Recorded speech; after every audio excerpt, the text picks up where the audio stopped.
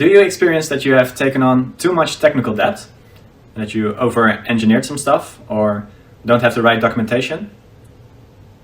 And do you experience that you are in the middle of a vendor lock-in and that you are not recognizing Trojan horses? And do you experience that you are lacking focus or that you are pivoting too fast and that you don't have a plan B, C, or D for when things go as you didn't expect them to go? Do you want to know why this is a problem and also how you can solve it? Well, then this video is especially made for you. And this clip from our very first webinar, Luciano will tell you all about it. If you have issues like onboarding taking a long time, data inconsistencies that shouldn't be there, like your revenue is changing when you change the price of the product because you link to the products table instead of saving the price from the time it was purchased, or if you have a lot of moving parts because you created a system that is ready for 1 million concurrent users, well, you only plan to have 10K concurrent users in 2 years.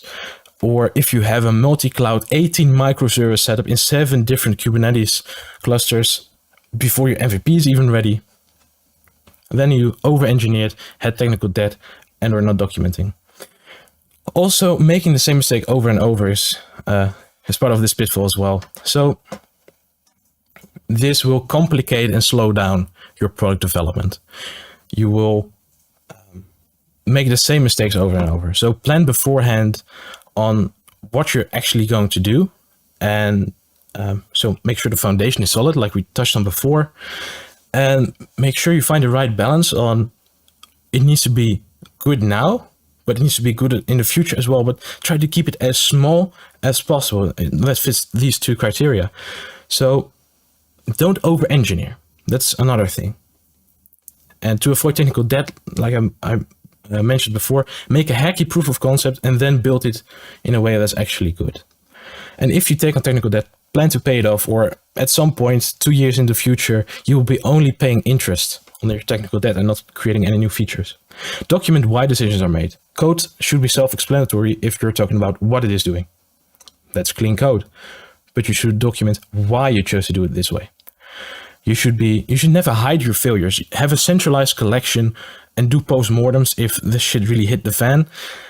Make sure that everyone can just take a look at it and we can all learn from it, because it's okay to make mistakes, but it's unacceptable not to learn from them. And keep in mind, the only way to go fast is to go well. If you are running everything in the cloud on the quote-unquote free credits of Google Cloud Platform, AWS, or if you're using Firebase as a backend of your application for authentication, or maybe you are already paying 1,000 euros a month because your free credits ran out. So you see where I'm going with this.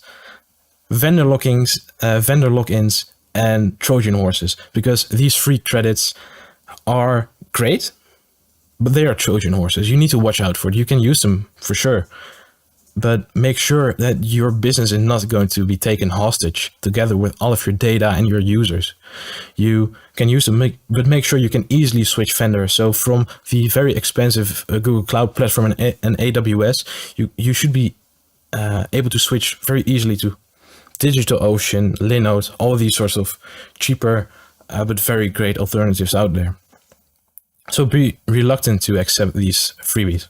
If you are building a feature for 6 months and you haven't released anything yet, or if you have a 5-year plan that you really want to stick to, or you're constantly changing your roadmap, doing a weekly pivot every Friday, or if there are people within the founding team who have different visions for the future, you are lacking focus. You cannot plan for the long term. That's very important to acknowledge. There is this concept called the fog of the future. The further you look into the future, the more unclear things become. You need some kind of vision that all of the founders share and what you are all aiming for. You need to know the objective. You need to have this fake idea of I'm going into this direction. We want to reach this mountain peak. But how you are getting there, you're using your compass, but the exact road you need to figure out along the way. So a good way to do this is to have a vision document that everyone within the company can see. You can even use it to show some of your clients, maybe a small part of them. you can that gets you some external accountability as well. So it's harder to just switch it up a bit. You should be open to other solutions and outside perspective, so you should be able to change it.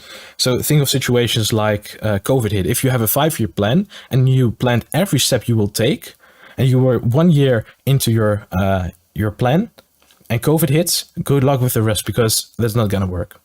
You need to be able to pivot, but you shouldn't do it too often. You need to have that goal. So if you have the document I talked about before, share it with everyone within your company, some external as well, because that's a really good way to keep everyone on track in the same direction. Maxime from ACE also noticed tunnel vision for many startups in the past and touches on the value of having mentors in the video we're going to watch. Peter and Daniel will also talk about their focus during development.